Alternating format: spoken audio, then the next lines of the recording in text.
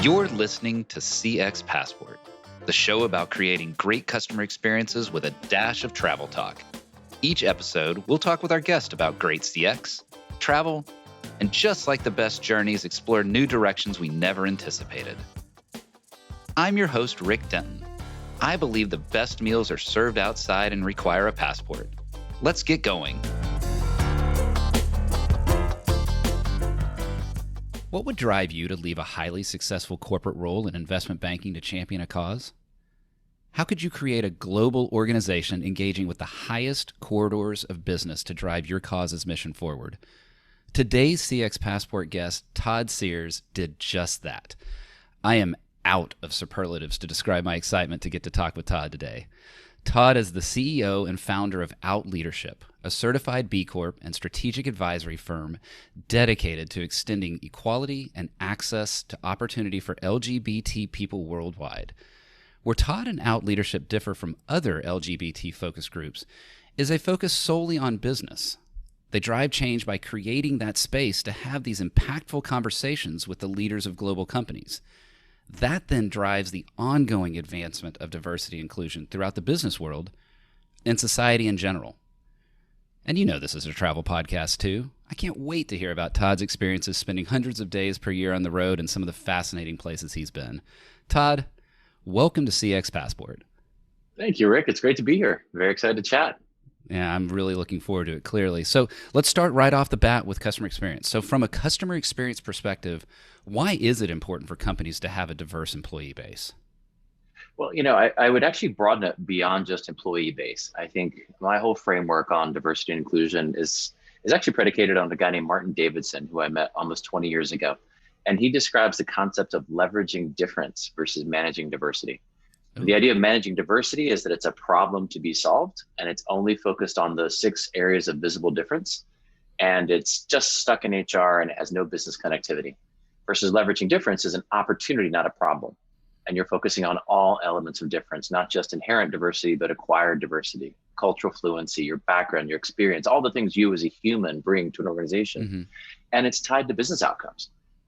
And everyone has a role to play, including straight white men, who traditionally, diversity and inclusion really has historically, unfortunately, not intentionally always, but has ultimately meant everybody but the straight white men, who of course make up the majority in a lot of companies. So if you're going at it from just an employee perspective, you're missing the opportunity to connect with these markets, with a broader inclusion, and also ultimately just to be more successful, because you're going to innovate when you have a better, broader, more diverse employee base.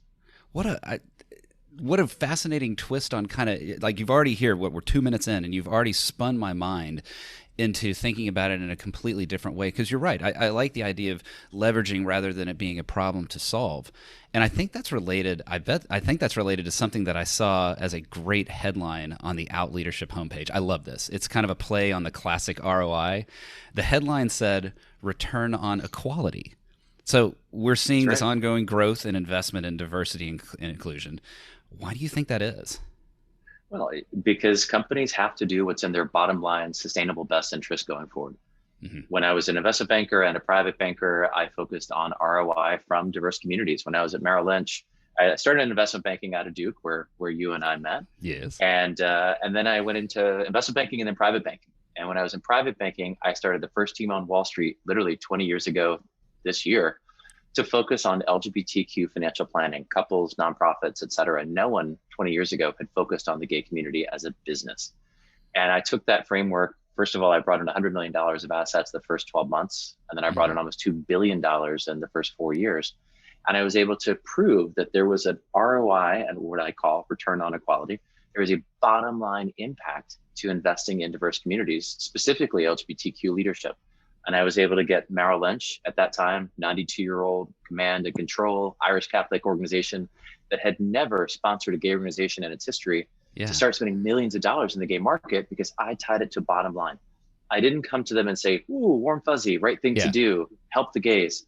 I came in and I said, we have specific financial issues. We are a financial services institution. Let's connect those dots. Let's do better by our clients, do better by the world ultimately, but let's start with the client focus. there's a lot of similarities in what you're describing between even the CX world, right? The customer experience world has that same sort of challenge of proving ROI and that aspect of it. And I like that focus of what you're describing, that it wasn't the warm, fuzzy, let's do this because it's, quote, right. It is right, but that's not the easiest way to get that leverage or the motivation to move that forward. I think something that surprised me in what you said is that this was the first focus, and it was 20 years ago. I'm sort of shocked to think that it has only been 2 short decades between that moment and now. And as I think about that evolution, so imagine what companies that were just getting started and thinking in that perspective, how has that evolved into what a really good D&I practice at a company looks like now? It's a great point and a great question, and it is shocking that it's only been 20 years. And if you think about 20 years ago, marriage equality was not a reality. There were 1,049 rights at a federal level that gay and lesbian couples were denied simply because of implicit discrimination in our Constitution and the fact that our laws had not caught up. Fast forward and you think about don't ask, don't tell, trans rights, all of the things that we have seen progress in the last 20 years. One, it's shocking in the short amount of time, but the important thing that I focus on is how the business community has driven that. And if you look at businesses speaking out on equality, that was our very first summit 10 years ago, was the first time CEOs had spoken on gay equality ever in the history of business in the same place at the same time. Yeah. Fast forward now, companies have to engage in not just LGBT equality. Companies have to speak out on voting rights, on Black Lives Matter, on Muslim bans, on 117 anti-trans bills in 34 state legislatures, including Texas. Right. How are companies really engaging in that? So to answer your original question about how are companies looking at this now, it's not quote unquote diversity and inclusion anymore. It is literally how they have to do business. And the Peter Drucker quote I love, in business, survival is optional. You don't have to change. Ooh, I almost want to just pause on that. That is, you're absolutely right. If you don't change, the likelihood of your survival is incredibly small. I still just, I'm sincerely stunned thinking about it's 2 decades. And I realize if I think about it, of course, that's true. I think about the dates. I think about the moments that you just described as going through that. But it's hard to believe that that's kind of, that change has been there. So what clearly has happened is there's companies that are no longer just paying lip service to this. I would imagine there was the beginnings that it was a lot of, well, we'll just pay lip service to, but to have this true return on equality, there has to be this sense of an actual focus on this area. How, when you're talking with companies, can you tell that they're really invested in this versus just paying that sort of checkbox or lip service to advancing this?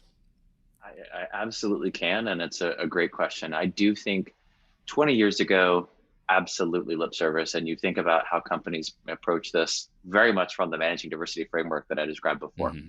It was about, we don't have enough of X, whatever X is, generally women, people of color, LGBTQ people, whatever your quote unquote minority was. And we have too much of Y. And the Y is generally straight white men. And so companies approached it in a very, I think, just challenging way, saying that we're valuing difference differently. And so so what you're doing is you're saying the people I have too many of, the straight white men, you don't matter. We need to get rid of you. We have too many of you. And the people that you're bringing in, you're only valuing for one element of their difference that has nothing to do with their skill set. So of course it doesn't work, right? So when you say lip service, it's not just lip service, it's literally tokenism at some point. That's ultimately how companies approached it. And they were, I don't think out of any sort of nefarious plot, but they weren't approaching it thoughtfully and strategically like they do everything else because they just didn't know what they were doing. Fast forward 20 years, this is integrated across everything. So ESG, for example, companies are focused on the ESG conversation in an investment way. We've been able to create market demand around this. If you look at how pension funds and asset managers and hedge funds, even take BlackRock, for example, Larry Fink, their CEO, each year sends out a letter to investors talking about how they have to look at the marketplace. And ESG and diversity and inclusion have been included in that the last 4 years. And he's talking about millions and billions of dollars of assets. Yeah. The New York City, the New York State pension funds, CalPERS, CalSTRS, the 4 largest in the country, our leadership was able to get to add LGBT to the definition of board diversity they require for their investment mandates, which is about $4 trillion of assets. Wow. Right. So if there's a pension fund that's buying hundreds of millions of dollars of your stock, and they're telling you the only reason that they will sell your stock if you don't have diversity, that's a really different case than just lip service. Right. There's a huge business connectivity that goes at all levels of these organizations now. You can't avoid it.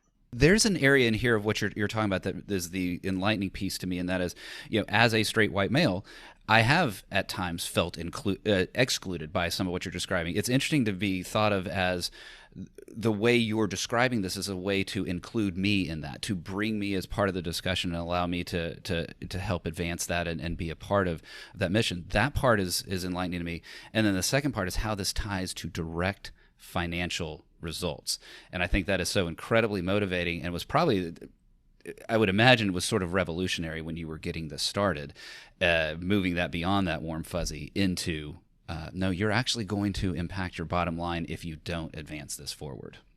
We're going to talk about travel, of course, and one of the reasons that I value travel is a little bit of what we're describing here, and that I overinvest in travel for my family to ensure that they have that same exposure to peoples and cultures and experiences across the globe.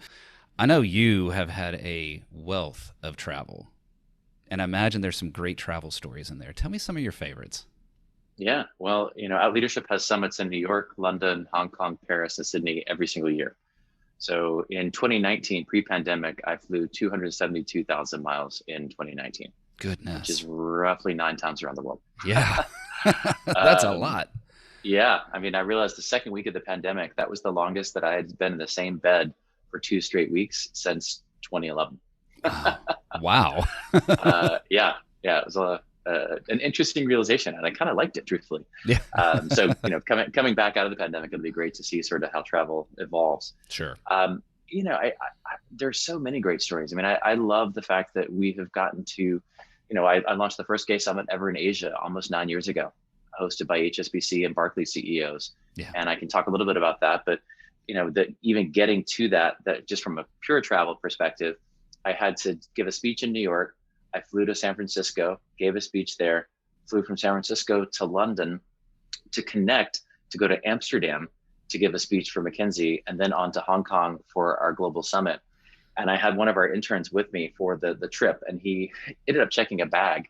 And when so I was in San Francisco for all of 10 hours, right? So it was literally just get off the plane, run, do this talk, get back on the plane, go from San Francisco to London. And he checked a bag to London, and we had a really tight connection. It was going through customs, going back through, yes.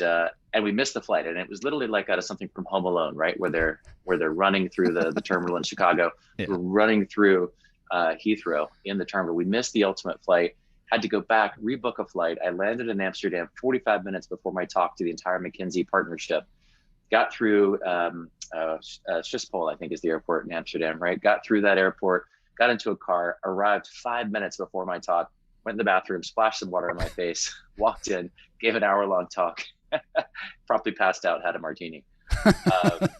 So, there are a million different stories like that. I think the other on the Hong Kong front, which is something that I'm incredibly proud of from an Out Leadership perspective, we have created this global conversation on equality from a business perspective and had a lot of firsts along the way. And this summit in Hong Kong that we started 9 years ago that continues was the first gay summit in Asia. And at that time, the global CEOs of HSBC and Barclays were co-hosting my summit. And it was hosted in the HSBC headquarters in Hong Kong, which, if you're familiar with it, is a Norman Foster designed building. It's iconic. It's like the Empire State Building in New York City. Beautiful. It's literally on the currency of Hong Kong, right? It's a big deal. In 37 years, they had never changed the outside of that building from red and white to anything else. And at the end of the dinner, the CEOs stood up and said, "We have a great surprise for you." And they flashed up video screens. They had a video of the outside of the building, and suddenly they started playing Rihanna, all of the lights. And I'm like, "Oh, it's a gay summit. We're playing Rihanna." And the lights went off, and they came back up in a giant rainbow. They had rewired the building to be a giant rainbow in the Hong Kong skyline. Wow. They left it up for 4 nights. This is, 8.5, almost 9 years ago. They left it up for 4 nights. It was the single largest press event HSBC had anywhere in the entire world that entire year. And what was even more exciting was it grew. So they started doing it all around the world, including in countries where it's still illegal to be gay. Yeah. Like India, Indonesia, lots of places around the world. Well, fast forward, lots of companies now turn their building into a rainbow for the Out Leadership Summit each year in Asia.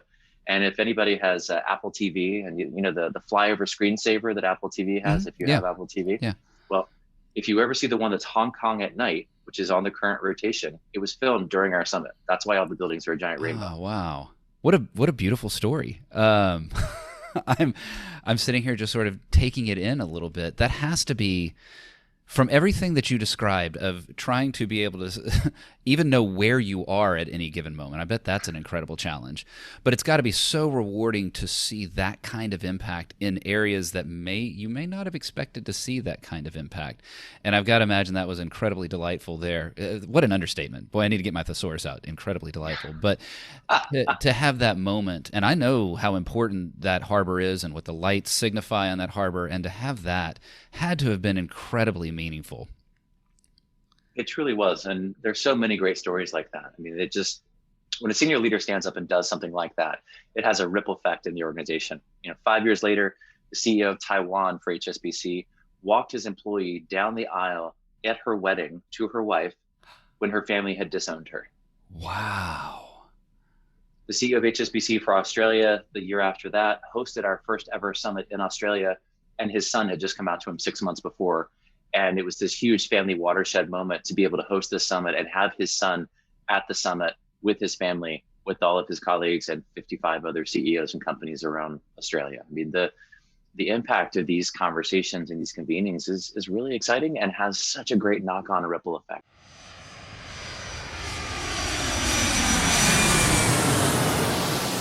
With those kind of travels, Todd, you clearly need the first class lounge. So why don't you join me here in that first class lounge? We'll move quickly and hopefully have a little bit of fun. And in your case, let's get you a little bit of rest. But what is a dream travel location from your past? One of my favorite places is St. Bart's, believe it or not. I love all the cities we get to go to all over the world, but St. Bart's is probably my favorite dream location. I go every year. I spend 2 weeks at least. I got the advice my first year that you can add 1 day every year you go. So I hope to be, 60 days at some point. But it's a wonderful place. It feels like home, even though it's a vacation destination. Yeah. Everyone there is just there to have fun, enjoy themselves. And it feels like it's a family. I know I have a lot of friends there, and it's not just a vacation. It really is an escape. I like that idea of adding 1 day every repeat trip. I am absolutely going to start using that for sure. Well, thinking about, so you're going to go back to St. Bart, but what is a dream travel location you've not been to yet? I would really love to go to Eastern Europe, the Balkans. I'd love to go to Croatia. We actually had the opportunity at our Europe summit 7 years ago. The deputy prime minister then of Montenegro came to my summit and spoke. And he announced at our summit that Montenegro would support marriage equality as part of their bid to become part of the European Union, which they ultimately did. And he's actually, just as a sidebar, he's the guy that Donald Trump pushed out of the big EU photo. I remember that. Years ago. I do remember that, yeah. Yes, so that was him. And so we have a very open VIP, if you will, invitation to go to Montenegro that I really hope to do once things are open. So Montenegro, Croatia, that whole world is beautiful, exciting, a huge opportunity for progress too, by the way. Yeah. I don't think there'll be a vacation I'll ever take where there won't be some sort of equality component to it, but that's where I'd love to go. Nice to have the open-ended VIP invitation there, but I do want to get to East Europe. What is a favorite thing to eat? Gummy bears. Bizarre. I like it. That's the only sweet I like. I don't like desserts. I'm not a chocolate guy. When we go out to eat, everybody gets dessert but me. But if I have my secret guilty pleasure, it's always gummy bears. That's like my comfort food when I'm in need of a sugar fix. You win that one. I've not had gummy bears show up yet, but it gives me a fond childhood memory. My dad he was a physician, had an ear, nose, and throat practice. And there was a patient that was from Germany. And she actually set up an arrangement with him that she paid him in gummy bears, the originals from Germany. So it was sort of just kind of a friendly relationship. But I remember as a kid seeing her, hand over the gummy bears when she was getting treated in the office. Oh my God, I wish I had that. Dangerous. Set it up. The size of a house. Yeah. These aren't video podcasts. It's okay. You can go whatever direction you want. On the flip side, what is a thing your parents forced you to eat but you hated as a kid? It's bizarre. Nothing. Absolutely nothing. I ate everything. My dad gave me oysters the first time when I was 3. Wow. Yeah, it's really kind of funny. There is literally nothing that I was forced to eat as a kid. I was just kind of either easy like that or I just liked everything. But yeah, there was nothing that I didn't like, and there are very few things now that I don't like. I'm kind of lucky that way, I guess. That really is, and perhaps a lot of it has to do with a parent exposing a child to oysters at age 3, because then if you're enjoying that, you're going to enjoy just about anything else at that point. Some kids Which are chicken I would say is, nuggets. Yeah. yeah, that's right. Thank God. Yeah, it's not chicken nuggets. What is, with all your travels, what is one travel item you will not leave home without? Headphones. I literally have music going all the time. I make playlists. My side hobby is DJing. So I actually have like a little baby DJ rig that I take Nice. on long flights with me, so I can make playlists and mixes, and then I'll name them after the trips, and that's how I keep myself sane on trips. But also just all the time, I'm always listening to music.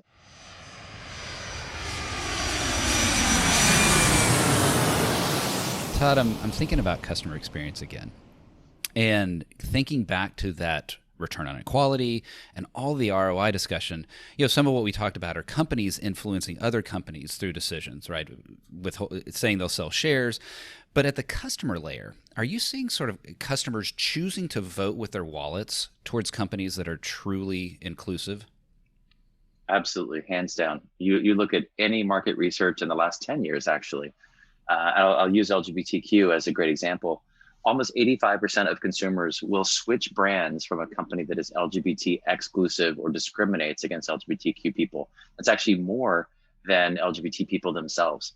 And there's a great example actually from something that's probably in your neck of the woods, Chick-fil-A. Oh, yeah.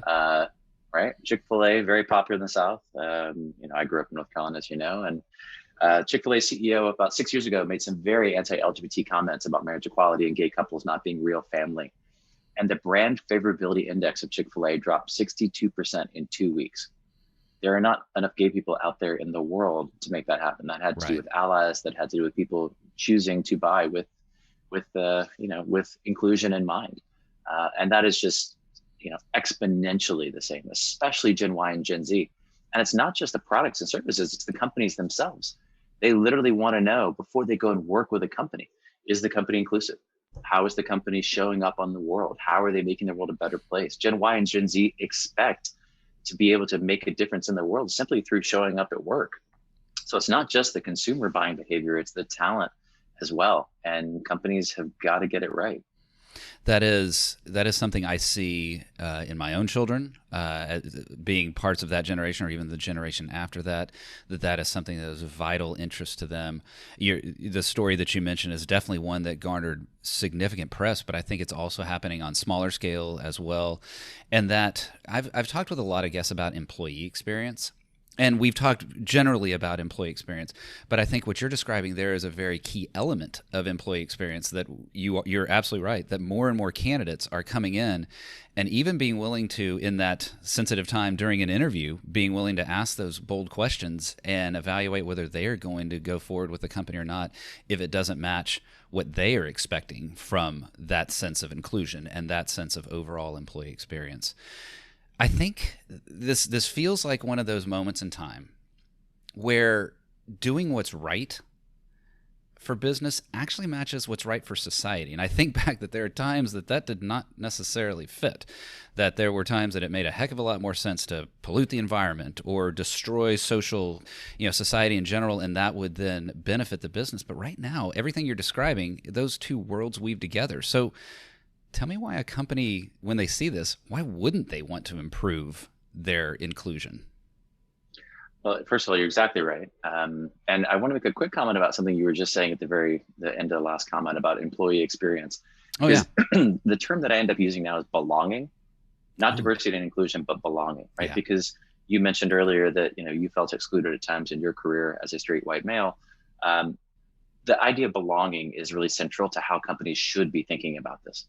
So it's about how you actually feel like you are a part of an organization's culture. Yeah. And that you feel like you show up and you know what the signals are, you know how to do the dance, you know how to, understand the acronyms, that you really are a part of the fabric of the company. And that's very different from counting belly buttons from an old school diversity perspective. Yeah. And so, just to your second question, then, why wouldn't companies do this? I'm not aware of any companies that aren't struggling with this. I think you'd be very hard pressed to have a company come out publicly and say, nah, this isn't for us. We're out. We're tapping out. You guys have fun with this diversity inclusion thing. We're going to go back to our bubble.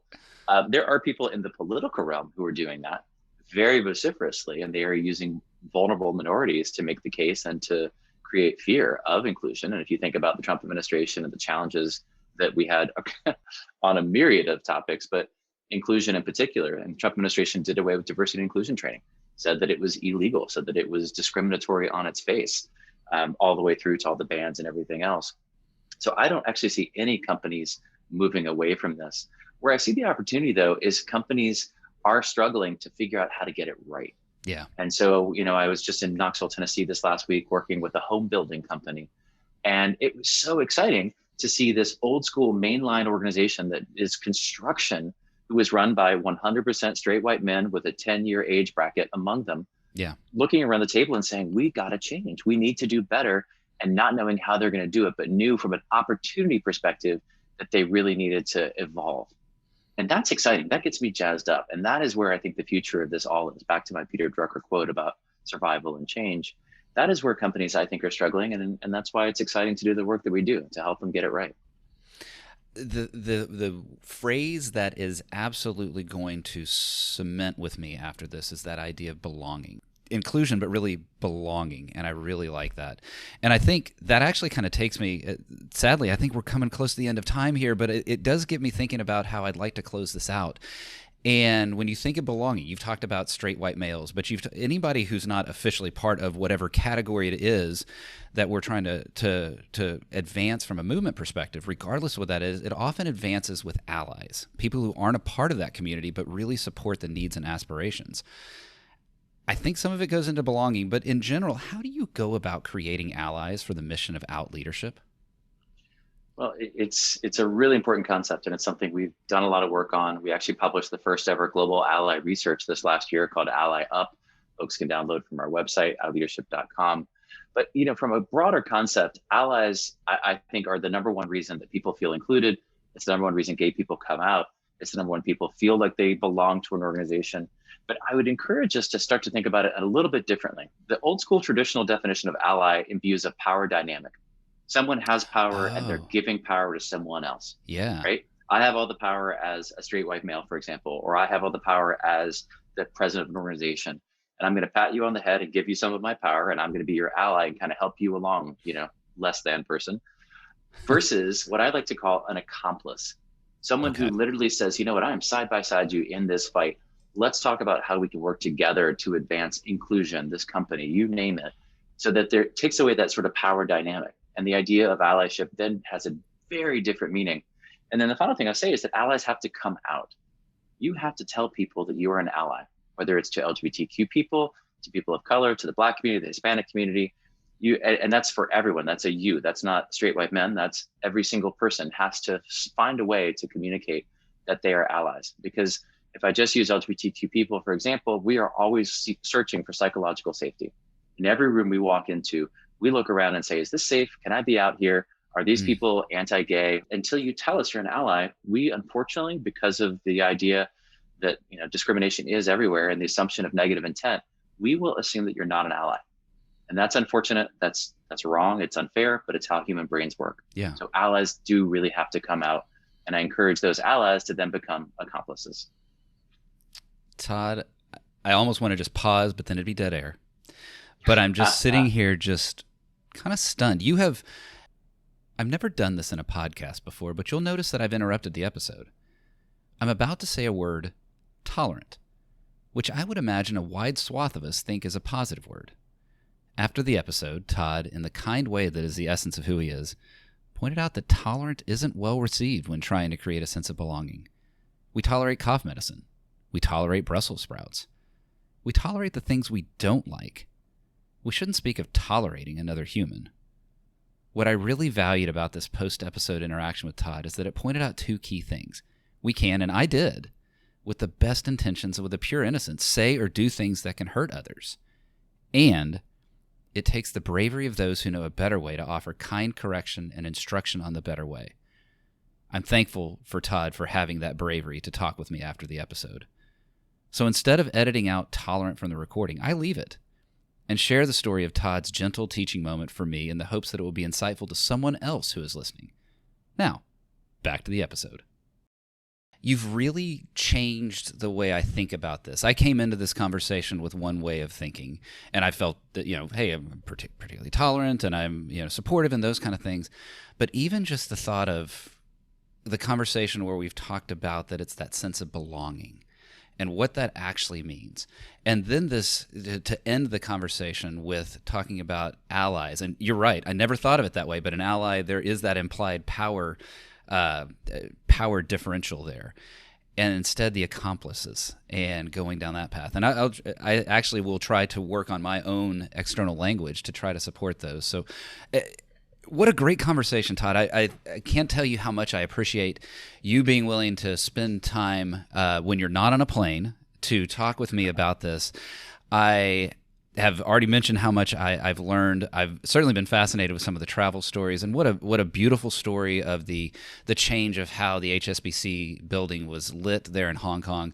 It's just been an eye-opening, entertaining conversation that I thank you so much for. Todd, I wish you the best with the mission of Out Leadership. There's an ally here. There it is declared. It is on recording. It'll be published. Out Leadership, best of luck to everything you have. Todd, thank you so much for the conversation today, and hopefully get yourself to the island someday soon. I look forward to it. Rick, thanks so much for having me. Excited to see where this goes. Thanks for joining us this week on CX Passport. Make sure to visit our website, cxpassport.com, where you can hit subscribe so you'll never miss a show. While you're at it, you can check out the rest of the EX for CX website. If you're looking to get real about customer experience, EX for CX is available to help you increase revenue by starting to listen to your customers and create great experiences for every customer every time. Thanks for listening to CX Passport, and be sure to tune in for our next episode. Until next time, I'm Rick Denton, and I believe the best meals are served outside and require a passport.